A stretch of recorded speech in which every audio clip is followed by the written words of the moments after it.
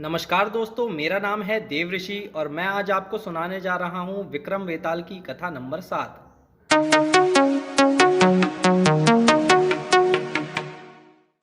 राजा विक्रमादित्य ने पुनः शीशम वृक्ष पर जाकर बेताल को नीचे उतारा तथा अपने कंधे पर डालकर उसे ले चले। तब बेताल बोला, हे राजन, तुम मुझे अपने साथ ले जाने के लिए बहुत परिश्रम कर रहे हो, अतः तुम्हारे परिश्रम को भुलाने के लिए मैं तुम्हें एक कथा सुनाता हूं। पूर्व सागर के तट पर ताम्रलिप्त नामक एक नगरी है, जिसमें चंद्रसेन नाम का राजा राज किया करता था। वह राजा बहुत पराक्रमी था। वह शत्रुओं को हराकर उनका धन तो ले लेता था, किंतु पराये धन पर कभी हाथ तक नहीं लगाता था तथा शरण में आए कभी किसी से भी वह मुंह नहीं फेरते थे। एक बार सत्वशील नाम का एक दरिद्र राजकुमार राजा की शरण में आया। वह अपने साथियों के साथ राजा के यहाँ प्रत्याशी बनकर आया था। राजा ने सत्वशील को उसकी कुशलता देखते हुए अपने यहाँ रख लिया। सत्वशील को राजा की सेवा करते करते अनेक वर्ष बीत गए, किंतु कभी भी वह राजा से कोई पुरस्कार प्राप्त न कर सका। एक दिन राजा वन में आखेट के लिए गए तथा दिशा भ्रमित होकर भटक गए। तब किसी प्रकार सत्वशील भूख व प्यास से व्याकुल होकर राजा के पास पहुंचा। सत्वशील तथा राजा दोनों ही भूख व प्यास से व्याकुल थे तथा जंगल में भटक रहे थे। तब सत्वशील एक पेड़ पर चढ़ा और उसने आसपास का जायजा लिया। इस प्रकार वह एक तालाब के पास पहुंचे। तालाब से उन्होंने पानी पिया। भोजन के अभाव में वे दोनों ही भूखे थे। तब सत्वशील ने अपने कपड़े के खूंट से बंधे हुए 2 आंवले राजा को प्रस्तुत किए और राजा से आग्रह किया कि आप इन्हें ग्रहण करें। राजा ने पूछा, ये मधुर आंवले तुम कहां से लाए? तब सत्वशील ने कहा, प्रभु, मैं पिछले 10 वर्षों से बौद्ध मुनि का व्रत धारण किए हूं तथा इन्हीं पर अपना जीवन निर्वाह कर रहा हूं। आप ही इन्हें ग्रहण कीजिए। ऐसा सुनकर राजा ने कहा, वास्तव में तुम्हारा मन सत्वशील है। महल पहुंचकर राजा ने सत्वशील से कहा, तुम्हारे जैसे साथी का मेरे साथ होना मेरे लिए सौभाग्य की बात है।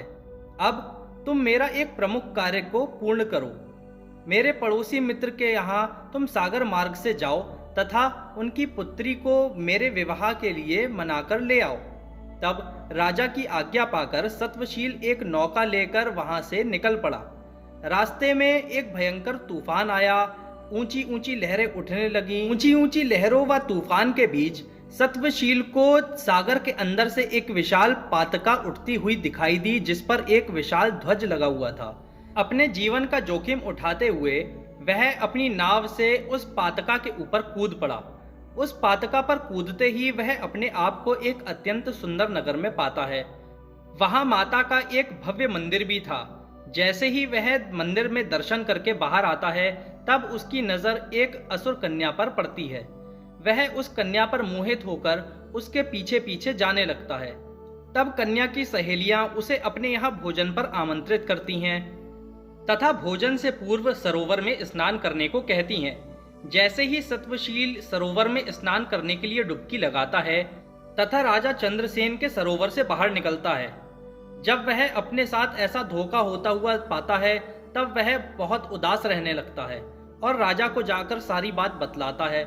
तब राजा चंद्रसेन उसकी उदासी को देखते हुए सत्वशील से कहते हैं कि आओ मित्र, मैं तुम्हें वहां पर पुनः ले चलूं। और वे दोनों इस प्रकार नाव में बैठकर पुनः सागर की ओर चल पड़ते हैं।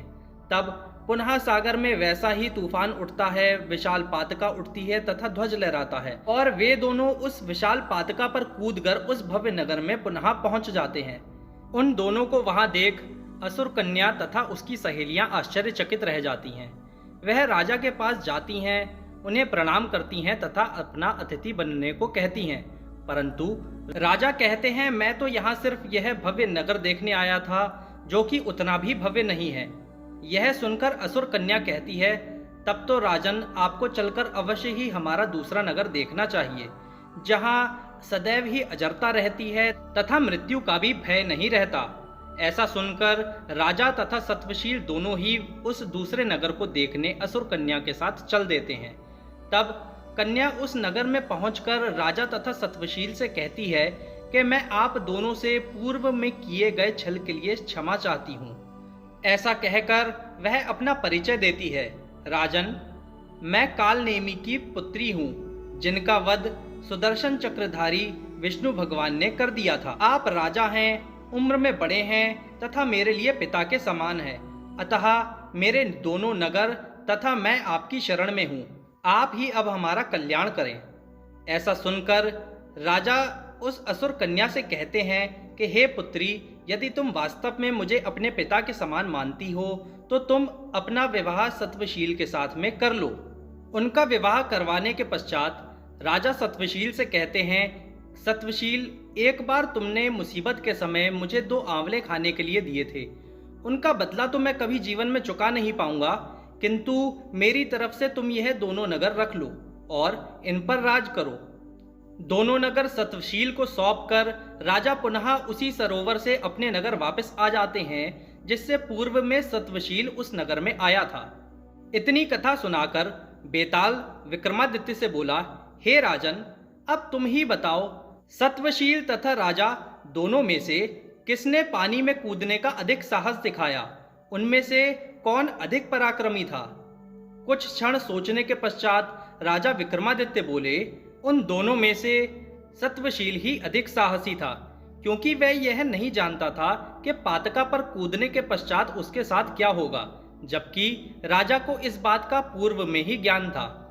ऐसा सुनकर वेताल ने कहा, राजन, तुमने सत्य ही कहा, किंतु तुमने अपना मौन तोड़ दिया, अतः मैं तो चला वापस। ऐसा कहकर वेताल वापस उस शीशम वृक्ष की ओर चल पड़ा और राजा विक्रमादित्य भी वेताल को लेने पुनः उसके पीछे दौड़ पड़े। तो ये था विक्रम वेताल का अध्याय नंबर 7। आपको वीडियो कैसी लगी कमेंट करके हमें ज़रूर बताएं। वीडियो अच्छी लगी हो तो वीडियो को लाइक करें, शेयर करें और चैनल को सब्सक्राइब ज़रूर करें। मिलेंगे आपसे अगली वीडियो में। जय हिंद।